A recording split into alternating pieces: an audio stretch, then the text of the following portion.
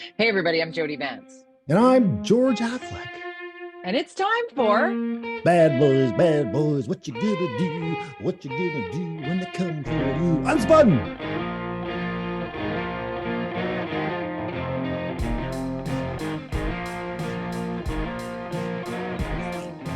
Who's Coming Though, Hello. George? That's the question. Welcome back, buddy. Oh my God, I missed you. I did. Aw. Yeah, no, I did. I missed you too while I was traveling on my vacation. On your fantastic vacation that took you to the most spectacular locations. Pretty sweet. Managed to catch a cold at the end, so excuse me if I have to hack a lung throughout this episode, because I don't know what I got. It wasn't COVID. It was just a good old-fashioned cold, and that's how I get punished for having some time off. But I'm back. For drinking all those fabulous glasses of red wine in Italy. I'm super jealous. Yes. So I've been holding down the fort for you, and you've been missed on social media. You want to wave to all your fans who are like counting down to today's episode? Yeah, there's a few that are saying, when are you guys coming back? We're back. Well, we're back, baby. We're back. Let's dive right in. Surrey Police Services versus the RCMP, still the ongoing saga, George. Many of us thought and hoped that perhaps this would be over by the time you came back from your three-week sojourn, but no. Do you have the latest on this? Do you want the update? Well, I know. I mean, I did call it. I think before I left, I called what would happen. Right. But what did happen was a little bit rude, and I think from the province in sort of not being 100% clear in their decision. And I think that's where we are today, where we have now this nebulous limbo continuing suggestion. I mean, I think to me, the province clearly was leaning towards the Surrey police force, but clearly the mayor of Surrey, Brenda Locke, has problems with that and is pushing back. And I'm not sure, I'm a bit confused. I don't understand the politics here from her point of view. There's funding available to her. I'm just a bit confused by what's her play here. What's your play? $250 million almost on the table here from the province. How do you push that aside and say, nope, no thanks? Yeah. I mean, we never have all the information of what's going on behind the scenes. And we know there's been redacted information and all that kind of stuff. And that's what she's complaining about. And I think you were mentioning before we went on air about, Keith Baldry and the fact that redacted information isn't that crucial. I don't know. Maybe to her it is. Maybe she just wants to see it. But we're going to find out. Well, there you go. Okay, so I was listening to Baldry's beat, as I do. I'm filling in for Jill Bennett next week, so I'm like tuned in, making sure I don't repeat them what they're saying, and also learn from what they're talking about. Particularly, I love hearing from Keith when he's like, because he's talking to the two councillors that have now signed the NDA that Brenda Locke, the mayor, has said that she will not sign. She will not sign the non-disclosure agreement to read the report that has all of the information that led to the province's decision to support the continuation of the transition to the Surrey Police Services. Like, as the mayor of Surrey, why would you not sign the NDA and read the report? You can then say whatever you want to do. This is where it gets fishy for me. I have no skin in this game. I don't live in Surrey. I'm not married to the Surrey Police Services chief like Linda Steele is. I'm privy to a lot of the storyline going on here because it is happening so closely to Linda in terms of the limbo associated with. But I don't know. Exactly, but I don't know. So people will want to cast that aspersion towards Linda, and then it sticks to me because we do the show together. Sure. Whatever. But so just looking at it from afar, I was like, okay, it could go either way. Like when you and I last spoke about this, and thinking the province could say we're going RCMP, and here's why. Okay, all right. I wouldn't have lost my marbles. But when the province came back and said we recommend this because of recruitment with the RCMP is pulling from rural areas, I'm like, oh, that's not great, because it's already staffing shortages are already at play because of the pandemic and all sorts of stuff, and people want to live in the south coast of BC. It's the Hawaii of Canada, all those things taken into consideration. But it's like meeting those recruitment things, hard to do, next to impossible even to do. Surrey Police Services is getting up and running and recruiting and doing. And so they looked at both and the cost of shutting down the union. You mentioned this before. Surrey Police Services has a union. Are NDPs going to union bust here? That's a big piece of this. Be $72 million to dissolve the Surrey Police Services, right? So that plus the 150, we know of, yeah. right? And then there's the Lawsuits $150 million that the province said, hey, we'll give you this to keep moving forward. So it's not going to cost the taxpayer, which I feel would have been a great argument to stay with the RCMP, is, hey, we don't want to shoulder all of this. But So you've pointed out so many times they're paying both double. Oh, they're yeah. paying double. But it's going to be expensive to have their own police department. And I think Brenda Locke Sure. knows that. And so she's worried but I don't understand. I'm trying to understand the logic, or if there's something we don't know. And or is she just a really, really stubborn person? And it's very confusing to me, because yes, I've always said that their own police force is going to be quadruple what they've projected. We know that because you just look at Vancouver. Surrey has a bigger footprint. Their population will exceed Vancouver's in the next 30 years. So you can assume that as a portion of the budget, which I think in Vancouver exceeds 30% now, you know, that will continue to be the math for Surrey. And that's not what they're paying now. And so you look at that and go, oh my God, taxpayers in Surrey, who, you know, which is majority single family homes, not townhouses. It's going to be a challenge for her. She's thinking that, but I haven't heard her say that. That's why. I've only heard her say. Why wouldn't she read the report though, George? Like, that's what makes me feel like it's option because C, it must the have stubborn one. It must have some. It must have some other meaning. It must acknowledge something that puts it into a next phase. I think that by not acknowledging this report, she's not accepting the offer, and maybe she wants to get more money. Maybe she's saying, no, I want to get, and she's got her caucus. Well, she loses support of her caucus, then we know it's over. And right now I haven't seen that. You say there's 2 votes, but that's not on her side. So if she loses support of her majority, then it's a different game. But so far I haven't heard that. So she has a support of her caucus. So maybe they're just trying to get more money out of the province, which wouldn't be a surprise. The provincial, the BC NDP and Liberals, Surrey is go time for the next election. This is win or lose. Whoever gets south of the Fraser and Surrey specifically wins. And Langley and those areas around. Exactly where the SkyTrain path goes. You need to win all of the ridings the SkyTrain goes through. Exactly. That's where the money is. That's where they got transit. That's how they got I'm not saying Brenda Locke's working the Liberals, but she knows that the NDP value this city and a clear solution for them. And, you know, they've clearly weighed on the side of the Surrey police force. They've obviously, you know, I've talked about this, even though the BC NDP, they say that they're not doing this and it has nothing to do with that BS. I say to that, they are absolutely looking at the math on this from a voting point of view, and they likely will call an election this year. And I just think that she knows there's more money to be had for her, and she's not signing anything until till the Premier says, okay, I'll give you another 100 million or 200 million, or that's what I think is going on. And I think she's just playing hardball on that side. She can't say that, of course, because that's extortion. So, you know, you can't do that. But my guess is that's what she's doing. Well, then where does this end? Like what? The EB's got to step in and write a check. He's got to say, okay, I'll give you another 100 million. He's got to do it. Yeah. And somebody, his polling or whatever, as he heads towards an election, probably for the fall, you know, because his numbers are not, and you know, BC United's ramping up, and you can see the momentum's heading their way, and that's not what Eby wants. And he's getting pressured to call an election. So, you know, I think that he's looking at the math here for Surrey, going, I can't lose Surrey.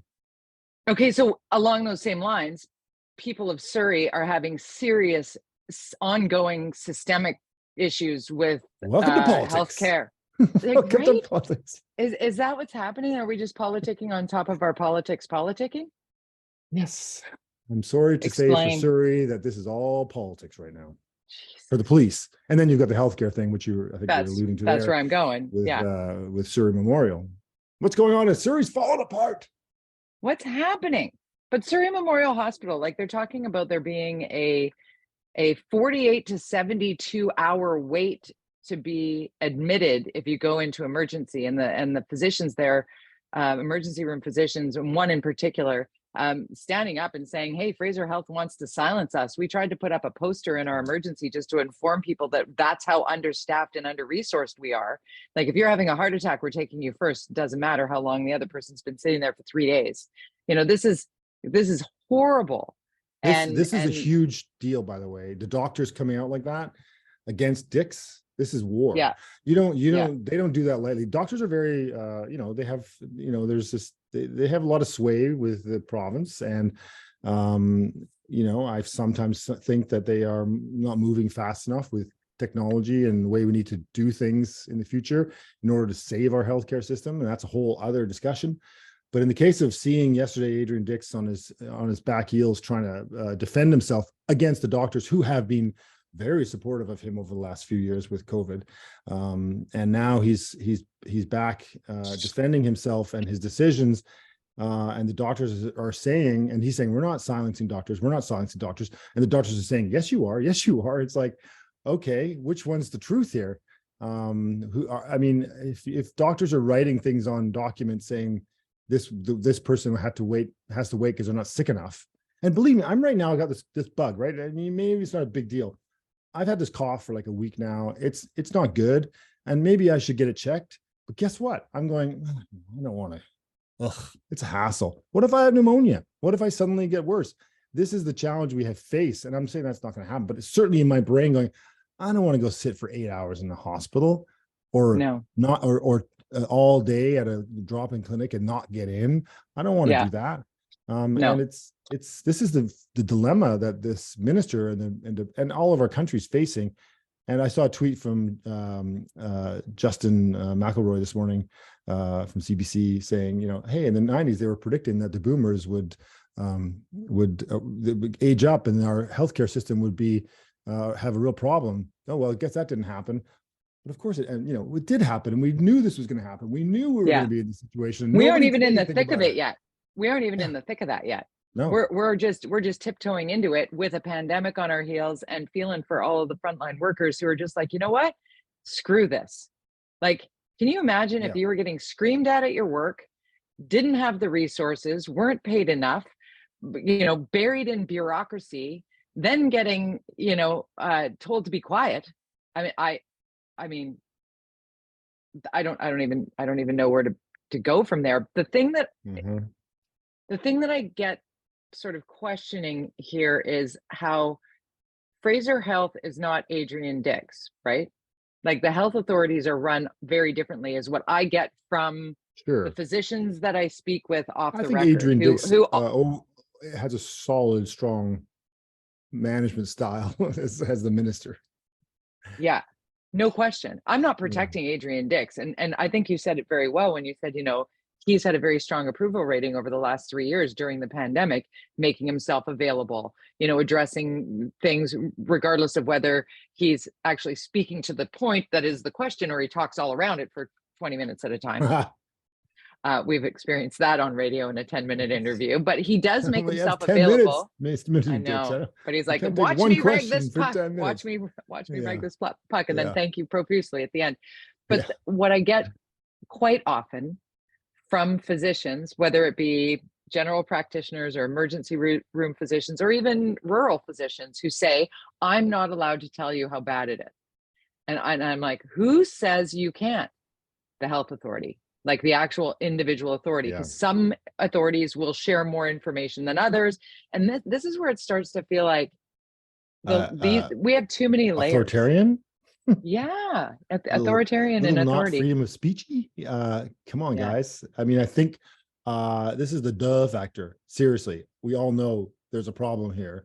Are you telling me the doctors don't think there's a problem and that they wouldn't prioritize people who are sicker ahead of you? If you've been to the emergency department, somebody rolls in and they're sicker than you because they literally are dying and you're like, oh, I guess I could probably wait. Of course. Yeah. Well, you look at Drex.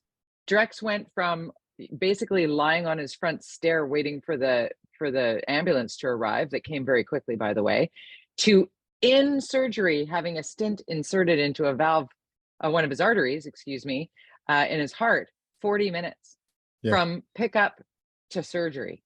So when you're in need, thank goodness our healthcare system is ready to act. But imagine, and this takes us to the news this past week that some cancer patients, because of the long lineups Many would associate with the fact that people weren't getting checked throughout the pandemic, couldn't get checked through the pandemic, what have you. A lot of cancer treatments, the lineups are so great that we're starting to see patients go south of the border, fully covered by their Canadian healthcare, which is, I think, a positive. But everybody, politicization of that is unbelievable. I'm like, I mean, it's patients this isn't first. New. No, it's not new. Well, yes, but it's you hate to see this stuff get political, but we talked a few weeks ago about the Supreme Court's decision that was very, very clear, saying that no longer will we hear about the privatization. Yes. Sorry, you've been in Italy. I know, and it's my nose. I'm blocked up. Healthcare, and so there is this strong sense in Canada we have public healthcare for all. And of course you don't want people to die, so we'll send them to the private healthcare system in the States and pay for it. So private healthcare is okay as long as it's not in Canada, and we'll pay for it. I mean, the hypocrisy's there, Jody. It's just, of course, you want to save lives, but okay, so you do it for cancer patients. Why can't you do it for my foot surgery? Why can't you do it for my tendonitis? Knee replacement. Why can't you do it for my knee replacement? What about my heart surgery? What about you make very good points. What about you make very good my points. medication for this? I mean, it's endless. So you can't be, you either are or you're not. I think you make an incredibly important point in that the privatization piece of this. It is, because you're going south of the border to go to a private clinic to get the treatment that is unavailable here because we don't allow for user pay treatment, because that will draw all of the physicians out of the public system and into the private system, because it'll be managed in a way that is money related, but then it'll leave, the government says, impoverished people to a lesser level of healthcare, which is reflected in the United States by their user pay privatized system. If you don't have the money, that's a good you don't get the treatment. That's a good point. So there is that. We're not selecting. It's not because you have the money that you get to go there. So that does create still a levelization, or a socialization of it as a process. Dr. Brian Day, who's been the advocate for private healthcare, is probably sitting there looking at property in Bellingham right now to set up his False Creek clinic down there. It's like, and to be honest, so we've shared nurses across the border. That was reflected in the pandemic, how those were the essential workers that were given the okay to go back and forth. Sometimes they were just going to Trader Joe's because they had the ability to do that. But nonetheless, they would go down there and work sugar. there. That's why we get on there. Needs are magical sugar. But my folks lived in Bellingham. They lived at Lake Whatcom for 20 years, more than 20 years. And in the 90s, they had one of their very good friends who lives here, who was going through cancer treatment. It was 1991, and he would come down and stay with my parents while he had treatment in Bellingham. So like when people want to say this is the NDP, it's actually not. And I would say the same thing if everybody's going, this is the United, what are they called? BC United. I'm just trying to wean myself off saying the BC Liberals, but the BC United, if anybody pointing it to being politics at play, that's a position of the official opposition for sure. You got to throw that on to make it political. But if ever there was a reason to be bipartisan, is to figure out what's going on at Surrey Memorial Hospital, why rural emergency rooms are closing some weekends because understaffing, or even in Victoria, just outside of Victoria, there's a maternity crisis. Like there are no maternity physicians. There are women who are pregnant scrambling to find people. I would not want to go into labor and need to have to travel around Vancouver Island, or worse, a ferry to give birth. Oh my God, that just sounds like the worst nightmare ever. Don't worry, artificial intelligence will solve it all. No, it won't. Actually, there are some things it will solve, but we can get into that whole AI world about healthcare, because I think there's an opportunity there. But anyways, it's definitely going to get more complicated, and as Xers, we'll end up as usual with nothing at the end. That's okay. We're built for nothing. We're built to have nothing. We were told to fall down and get ourselves up all on our own. Let's talk about a couple of other things on our list here. I mean, where do we go? We've got the repeat offender stuff, the new bail tweaks that don't really go far enough. People would say we've still got encampment problems all over the province and all over the country and really all over the world. OPS in Yaletown, people are in an uproar over that. wanting to have that shut down or moved. It should be. Nothing's changed on the downtown east side. It's still a humongous problem. We celebrated the 2-year Crab Park. It was a 2-year anniversary celebrating the encampment at Crab Park. Hooray, we did it. We created an encampment for people that is completely full of bikes being stolen and hacked, and drug dealers and people in most dire straits, but it's okay. It's great. Let's celebrate it instead of solving it. Let's celebrate it. It's all whacked out. The whole world's falling out. This is the rise of Ron DeSantis in America. He's pushing. This is what his all this stuff is what's making him. Before we go to sanctimonious on Twitter, before we go there, I want to do 2 things first, because there are a couple of park board things. I want to get to lifeguards. I want to get to Stanley Park. But first, big news in the last 24 hours is no more fireworks down for the Port of Vancouver. No more Canada Day down at Jack Pool Plaza and there at the Fairmont, the beautiful downtown. Port decision. They said, I think that they've really clamped down on anything. We went to the drone show. I don't remember if you remember this. We showed up there to watch the drone show there, and it didn't happen. Because the organizers didn't know that they had to have permits or something, and so their drones couldn't leave the ground. It's like, okay, and that actually, I remember following you on social media with that. Yeah. I know the drone shows are pretty cool and a good replacement to fireworks, to be honest. But there are other places to do fireworks, and we still have the Symphony of not Symphony of Fire. What's it called? Celebration of Light. Celebration of Light. I'm back. I'm talking about I saw a thing on Twitter this week. This young woman saying, for those people who remember the late 1900s, and I'm like, late 1900s. Oh wait, that was us. She's talking about the 1990s. Yeah, Benson and Hedges, Symphony of Fire. Grab your smokes and head to the beach. What a great fireworks. I love it. These fireworks are amazing. Stanley Park, a bunch of people over the long weekend. The weekend was a bit of a debacle on a number of fronts. BC ferries, the website went down, the comms people weren't available. That was a whole nightmare. People that stayed in town had similar lineups, except for those were around Park Drive and Stanley Park it's for some people, it took them from Lumberman's Arch to the exit on to get out of the park was 2.5 hours in their car. That sucks. Get out of the car and enjoy the park. I think the park board's dealing with just starting to really dismantle the whole bike lane thing. It's what's interesting because you mentioned the fireworks. There's the bike lane. And I saw a story about Ken Sim today. I think it was the Vancouver Sun did a story about, obviously his 100 happy days are over, even though he never really got them. People are starting to get disappointed. The safe injection site downtown, decisions on that. His decision on Kiefer, looks like they're going to let Kiefer be built in Chinatown, which is a very controversial project. The hate is happening for, Kerry Jang, former city councillor, coming out in this story. He was a vision saying, I had such high hopes for Ken Sim and NBC. I'm like, oh, come on. Really? Did you? And they're much more right-wing than I thought they were. You're like, okay. So it's interesting to see, I think people are just wanting things to happen so quickly and change so fast. And guess what? It's government. It doesn't work like that. It doesn't work that way. And he came on our show while you were away. Ken Sim came on. Oh, yeah? Steele and Vance. Yeah. And he basically said what you just said in that, we'd love to see everything happen real fast, but it probably won't even happen in what might be my only term. But we're going to do that. We're going to do the things that we feel need to be done in order to, repair some of the gushing, gaping holes in our city's roof. I think he does know he needs to ram as much controversial stuff through in the first year.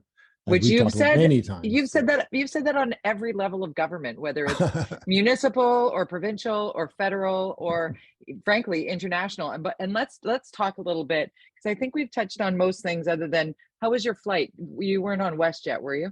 No, I wasn't. I was Air Canada partner, so it was okay. I had this cold, so that was fun. Coughing in public, that's always a very on a plane. People love that. You're like, just ignore me. Oh, Jesus. Oh, that would be uncomfortable. That would be Yeah. uncomfortable. It Not as could be. uncomfortable though as perhaps Ron DeSantis Yeah. announcing he's going to run for president on Twitter with Elon Musk and the servers crashing down around them in such a I mean, horrifying. yeah. I mean, I didn't see it, but obviously we heard about it through It's traditional dead media. air, basically. It was dead air. Yeah. Yeah. I think what And there's then everybody turned to Fox. Yeah. Oh God. There are two things that I thought were interesting. One was the preamble to that, where people were saying, how dare, DeSantis choose Twitter as his platform, as his media partner. But why not? Why not? If it's CNN got or Fox, it's owned by one person. Well, who owns Fox? I mean, it's Rupert Murdoch.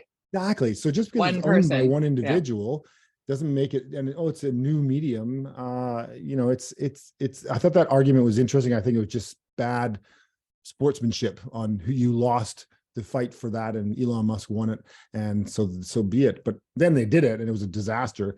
But as a spin, I would say, well, clearly people are interested in this guy. He crashed the servers because so many people wanted to watch it, and clearly the 4 people that Elon Musk has left employed at Twitter managing the servers didn't know what button to push to reset. Randomly like those telephone operators from the exactly. One ringy dingy. One ringy ding. So, but I mean, it's interesting. He's the front runner. He's pretty much, him and Trump. But there's a couple other candidates announcing their decision to run. Oh, I watched Tim Scott, who's fairly well liked in the Senate, right? But I watched his announcement that he was running for president, and it was an absolute debacle. Like all of these people are living those nightmares, those workmares that you and I have being in radio and television. Because with DeSantis and Elon Musk, it was dead air for 30 minutes and then staticky and then cutting out and then dropping calls kind of vibe. You've never been behind a mic and you're about to do something and technology fails you, and 10 seconds feels like a billion years. Hour. Imagine 40 minutes of no. And the Tim Scott one, he had, and I'm doing a little skit here for people that are not watching but listening. So I've got 2 pencils in my hand. I'm pretending they're my microphones. He had one microphone and it stopped, and he did the old tap, tap, tap on the end of the microphone. It didn't make any sound. He started to try again. Then somebody walked up and handed him a different microphone, and he talked into it, also dead. And then he did the tap, tap, tap. And then he was sitting there with 2 microphones. And then he tried yelling and nobody could hear him then. Oh, no. And it was really uncomfortable. I mean, you're running for president. You didn't have a sound check. Did somebody not put the batteries in the microphone? Like somebody, oh my God. Anyways, I was watching, but the whole. But that thing, even if you do those things, stuff happens. And it's like, oh my God, I'm sure the tech guys are like, what? Really novice. Everything was really working. Novice. Yeah. It looked bad. And it was so long, and he took forever and told his life story and he was deeply religious. He was reaching hard into the evangelical, sort of the opposite of what DeSantis was doing. DeSantis was like, he was Trump without trying to cover it in charisma.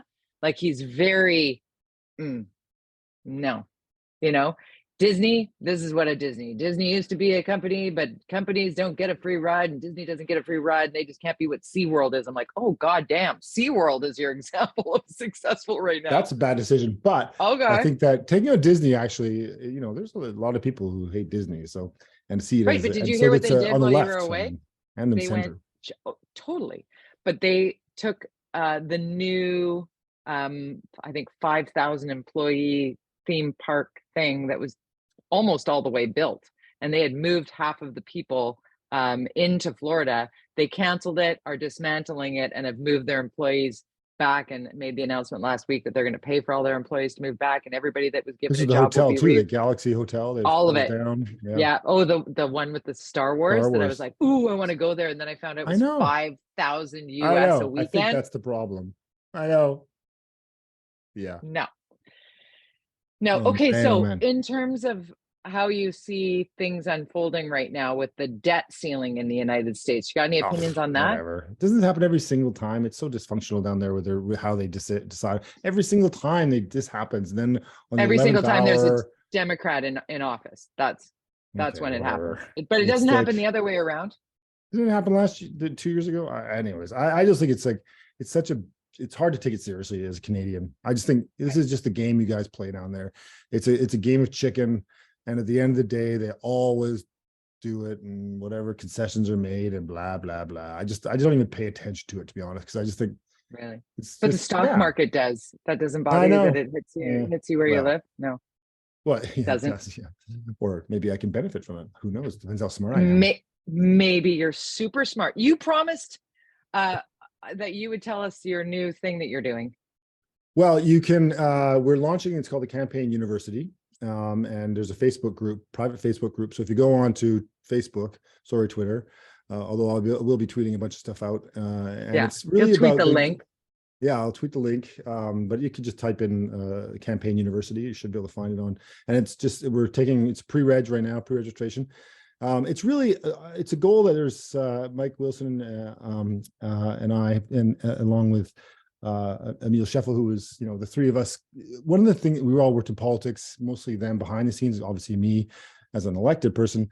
One of the challenges we found is that getting good people to run, I don't care where you are in the political spectrum, has been one of the biggest challenges that I face, certainly trying to get people to run, and obviously being asked to run and being in office, and knowing how challenging that can be. And so the point of the whole program is to encourage people to run, but also to show them how to run. And it's not just a Canada thing. This is works for any democracy, because the basic concern we have is democracy is under threat because good people aren't running, and we need good people on all parts of the political spectrum to get into politics and to run for office. But it's become so complicated to understand how to run. I know that for me, when I started, even at a local level, the complexities of political parties, the complexities of all that stuff was really, really challenging. And you kind of have to navigate it yourself. So what we've done is we put this Facebook group was about, it's free. You just kind of come in, you just got to sign up, and you got to show your interest, and there's various things you got to fill out. But it's really about trying to get people who are the right kind of people. Like, let's get you into politics, and then we'll be adding a course on everything from A to Z on what you need to do, from how to research, how to understand party politics and get in there and understand the running for office, and how you got to win that battle first, and so on, and how to do marketing, everything on how to win once you've made that decision. But the first and foremost, the whole point of it is for us to create a place where people can come and learn and talk about the opportunities and pick our brains, along with a bunch of experts that will be joining us every week. We'll be having a live Facebook feed thing, and so check it out. I'll put a link in our tweets, and people can join it. Facebook Live. Facebook Live. Thank you. Facebook working around that there. Yeah, it's been a few weeks. Yeah. You keep calling it cold, and in my head I keep thinking it's Barolo or Chianti. Yes, yeah, exactly. Missed you, George. Okay, we can all find you on Twitter at George _ That's my opera voice. Wow. At george_affleck. I'm at Jody Vance, Jody with a Y, at Jody Vance on your Twitter. George, I'll see you next Thursday. Bye-bye.